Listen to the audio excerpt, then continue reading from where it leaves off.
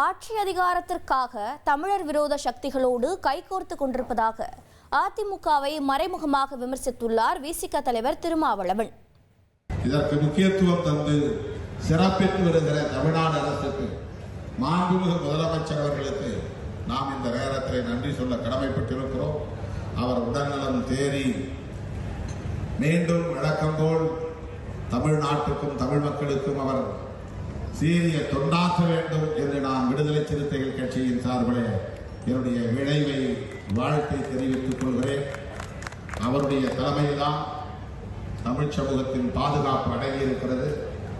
அவருடைய தலைமையில்தான் தமிழ்நாட்டின் பாதுகாப்பு அடங்கியிருக்கிறது.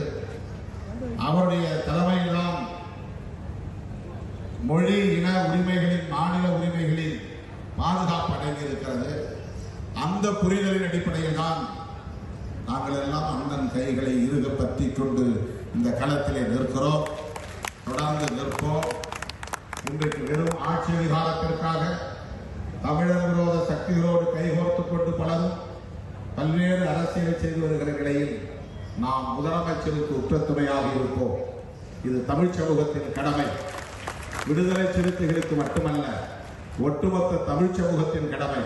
மாமன்னன் ராஜேந்திரனின் அரும்பெரும் சாதனைகளையும் அவன் சாதித்த சாதனைகளால் விளைந்த புகழையும் பாதுகாப்பதற்கு திராவிடியன் மாடல் என்கிற திராவிட முன்மாதிரி அரசு இன்றியமையாத ஒரு தேவையாக இருக்கிறது. அந்த அரசு மீண்டும் மலர வேண்டும். அதற்கு சிறுத்தைகள் துணையாய் இருப்போம் என்பதை மறுபடியும் அழுத்தமாக பதிவு செய்து இந்த வாய்ப்புக்கு நன்றி கூறி முடிக்கிறேன். நன்றி, வணக்கம். உங்கள் தந்திவன் தொலைக்காட்சியில் காவலன் வியாழந்தோறும் இரவு 8 மணிக்கு காணத் தவறாதீர்கள்.